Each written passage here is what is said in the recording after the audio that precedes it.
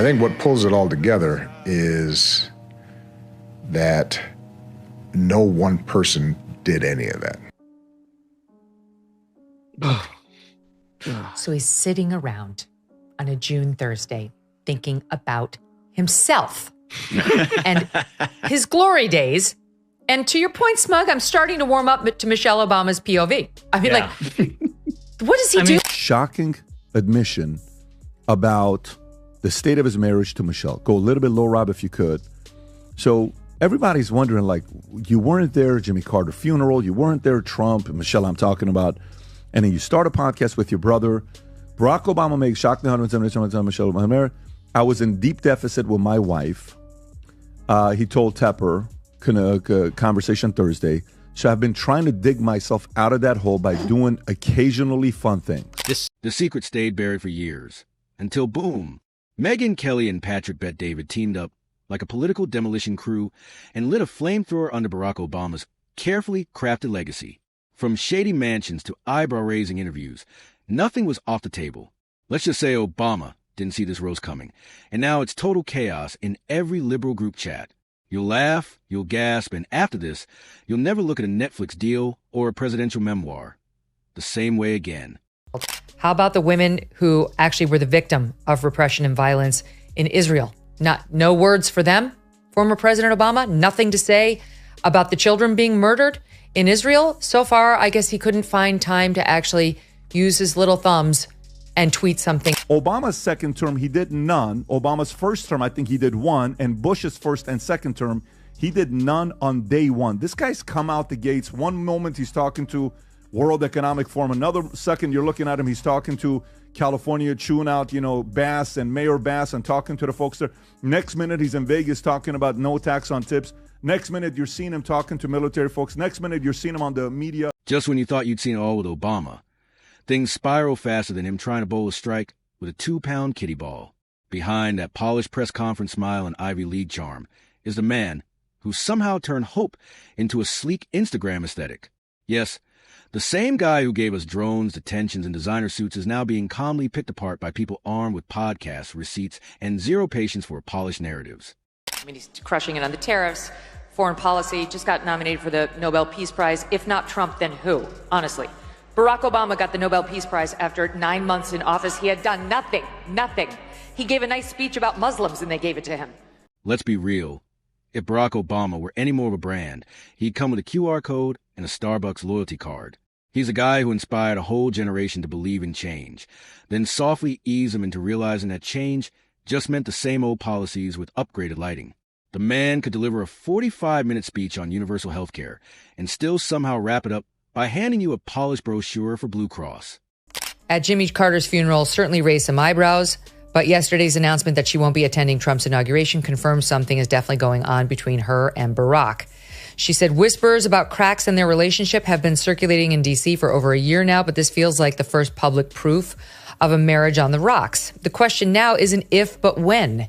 If I had to guess, they will wait until after the inauguration to announce it. Timing, is everything. And yet the story doesn't end there. For months, I've heard Jennifer Aniston's name tied to Barack. Patrick Bet-David and Megyn Kelly didn't just pull punches. They brought intellectual brass knuckles. Let's be honest. The Obama glow-up wasn't about leadership. It was about style over substance. He didn't drain the swamp. He drained your expectations and swapped them for Netflix deals, celebrity praise, and elite circles that clapped while real change quietly left the building. Of course, I wouldn't look at Obama one way or another. I would simply say, I get it. It's tough. Good, God bless. And don't forget, they were young presidents. They weren't old presidents. Yes. So it's a difference when you're a young president. When you're a young president getting out and you're a star power like Netflix showing everywhere he goes and da-da-da-da-da, it's a different kind of a life. So this is a guy who promised government transparency, then ran an administration so secretive it made the CIA look like a group chat. His idea of accountability? Giving Wall Street execs a stern glance and a VIP pass to the next fundraiser. No indictments, just handshakes and hors d'oeuvres. More fuel on the fire that there's a potential, maybe a divorce or some sort of rockiness going on in the Obamas' relationship. They both posted these mirrored, very choreographed Valentine's Day messages on X, but he was just seen at an LA, the basketball team, the Clippers, thank you, game without her. And then on Tuesday, he was spotted eating out at a fancy dinner in Sherman Oaks with both daughters, Malia and Sasha, but again, no Michelle. Let's not even get started on the Nobel Peace Prize. You know you're living in a satire when a guy wins it before he's finished a single shift on the job. That's like handing someone Employee of the Month because they smiled during orientation. Obama literally got rewarded for existing, which, let's be honest, might be the most Obama thing ever. Meanwhile, his foreign policy played out like a blindfolded toddler swinging at a piñata. Syria? Oops. Libya? Double oops. Iraq? That was an oops casserole served with drone strikes and polished PR spin. And who could forget the infamous red line in the sand? It morphed into more of a vague suggestion, followed by Olympic-level backpedaling and some awkward diplomatic throat-clearing. Obama's foreign strategy? A masterclass in talking softly while handing someone else a stick, and then blaming Bush when it all went sideways. Domestically, he entered office with a supermajority and still treated Congress like it was a magic 8-ball. Can we pass real reform? Shake, shake. Reply hazy, try again later. He believed in bipartisanship so hard. He forgot he was actually president. It was less hope and change, more stall and spin, with just enough charisma to make people clap anyway. Tom, what is the process of Nobel Prize? If he's able to do that, who nominates? Because most of the Nobel winners are on the left. Nobel Prizes, you can go look this up, are given through an arcane nomination process, and they go into a back room and they decide who they're going to give it to. And the Nobel Peace Prize is basically a political football. You look around the world at people that have really caused peace, and you have Obama made a couple speeches as soon as he was inaugurated in 2009. Oh my goodness, we give it to for fostering an environment of peace. He didn't do anything. He was a king of long-winded speeches, those soaring poetic monologues that left people clapping 1 minute and scratching their heads the next. He'd toss out phrases like the arc of history and the audacity of hope, and by the end, no one knew if they just inspired or softly hypnotized. You'd snap out of it 30 minutes later wondering why your taxes were higher and why your health insurance now included a deductible for existential dread. Then came Patrick Bet-David, ripping the curtain back. Not gently, but like a man yanking the whole stage down. The truth? Obama wasn't a savior. He was a guy who sounded like Gandhi but governed like a smoother, self-aware Nixon. All hope, no hustle. All charisma, no concrete. He could have sold sand in the desert and convinced you it was a climate innovation. And Megyn Kelly? She dissected the Obama glow with the precision of a neurosurgeon and the shade of a real housewife at a reunion. Eventually, someone had to ask, if Obama was so transformative, why does the country still look eerily like it did before, just with better phone cameras and a lot more hashtags? Obama gave us, yes we can, but followed it up with, well, Congress said no, so never mind. His legacy? A political IKEA manual. Confusing directions, missing parts, and somehow still more expensive than promised. As for that post-racial America fantasy, he floated it like a helium balloon, then let it drift away as the nation descended into social media flame wars. He didn't fix the race conversation. He just rebranded it in Helvetica with a cinematic filter and a soothing podcast voice. How much is enough money, according to the Obamas? 70 million? Because public reports estimate that is their net worth, parlayed on the back of Barack Obama's 14 years of holding political office. He did not spend 50 years in government service. He did a stint in the Illinois State Senate. He did a couple years in the U.S. Senate before he ran for office and won. All right, then he did 2 terms as president. And off of that, he's made himself over $100 million. Almost $100 million, probably over, to be honest. We don't know all of the earnings. And economically, let's just say Wall Street slept better under Obama than they did under most Fortune 500 CEOs. He bailed them out faster than a drunk buddy getting picked up from a Vegas jail. Meanwhile, Main Street got a hang-in-there poster and maybe a commemorative coin. His so-called recovery plan might as well have had a footnote that read, asterisk, if you're wealthy, congrats. If you're not, good luck out there. Asterisk, he was the first president who made you feel like everything was changing, even while it all quietly stayed the same. His presidency ran like a TED Talk. Big on hope, short on results, and always paired with killer visuals. And when things got messy, Obama's signature move. Cool detachment. like a guy who sets the kitchen on fire, then calmly asks if anyone wants marshmallows. No urgency, just vibes. His speeches always sounded brilliant, until you realize he just spent 10 minutes saying absolutely nothing. He was like a philosopher trapped in a bureaucrat's body, preaching transformation by day and cutting quiet deals with lobbyists by night. And who could forget the healthcare rollout? It was like trying to stream Netflix on dial-up. Yes, we can echo it into a void while Americans got dropped, re-enrolled, and confused into oblivion. Sure, millions gained coverage, but millions more ended up paying more for less. It was like being locked in a government-run escape room, except instead of escaping, you just got billed monthly. Reportedly own four luxury properties. A home in Martha's Vineyard, estimated to be worth some $20 million. In addition to properties in Washington, D.C., reportedly bought for $8.1 million, a beachfront home in Hawaii, reportedly bought for $8.7 million, and a home bought in Chicago for $1.65 million. Is that more than you need, Mr. Obama? Obama's presidency was the ultimate slow burn, less like a firework, more like a scented candle.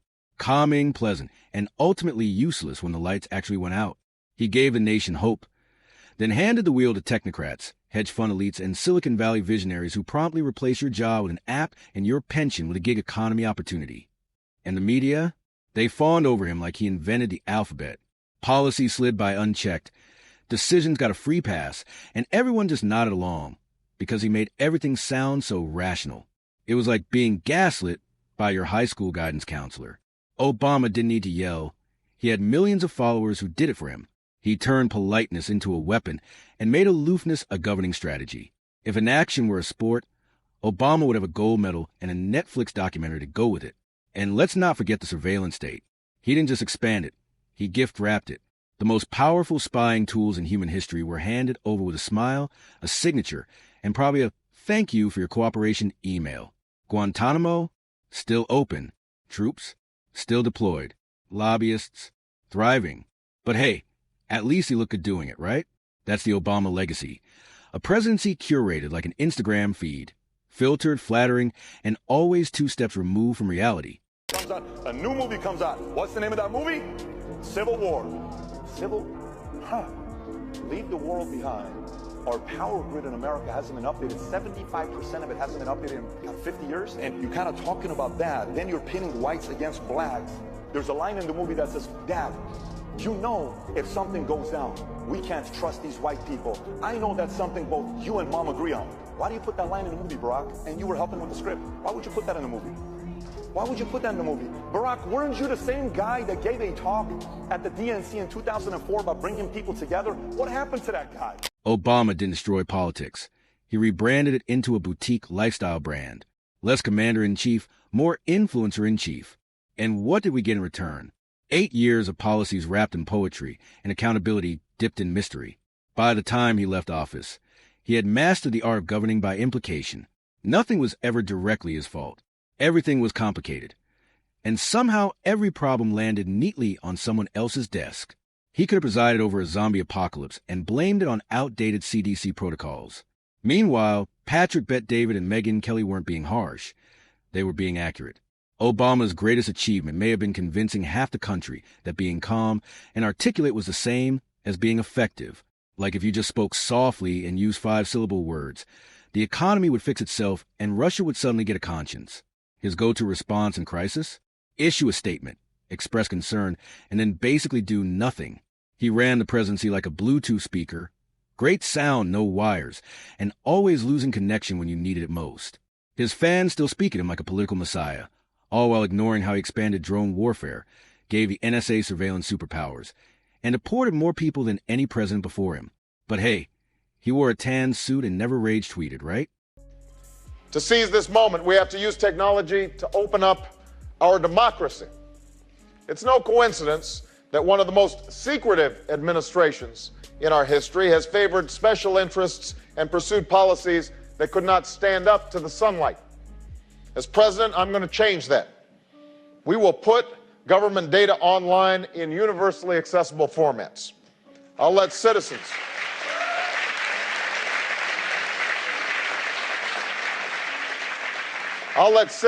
track federal grants, contracts, earmarks, and lobbying contracts. Obama's legacy feels less like a historic shift and more like a BuzzFeed article. Catchy, digestible, and disappointingly shallow once you get past the headline. He ran on change, yet quickly became Washington's most eloquent spokesperson. He wasn't an outsider shaking up the system. He was the best-dressed insider the system ever produced.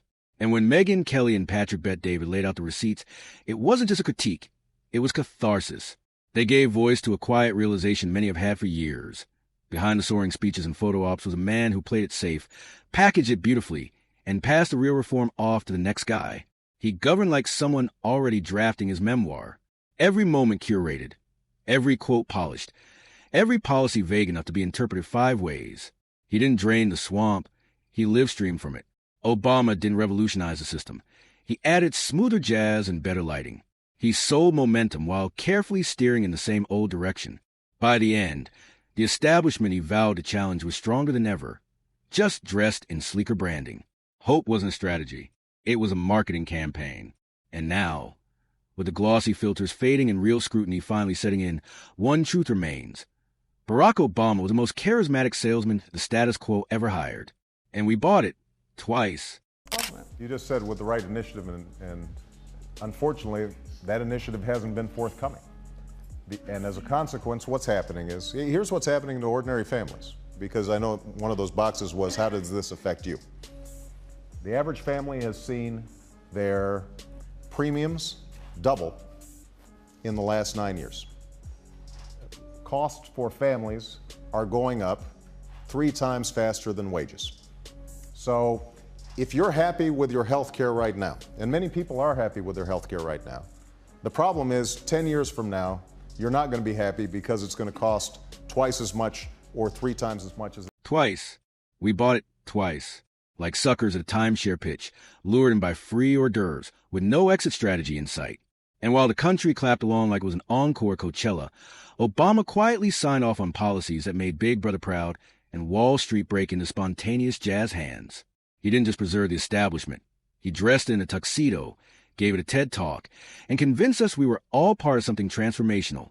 The man walked out of office with a Nobel Prize, a curated Spotify playlist, and an economic legacy that looked suspiciously like a Wall Street holiday bonus report. And yet, to this day, people talk about him like he was a philosopher king levitating above the chaos. In reality, he was a guy who sold you, yes, we can, then outsource the instructions to a broken fax machine. So when Megyn Kelly and Patrick Bet-David take a blowtorch to the Obama mythology, it's not slander, it's public service. Because eventually, someone had to pull back the curtain and admit, behind the speech's playlist and polished image stood another politician who smiled while the swamp got deeper.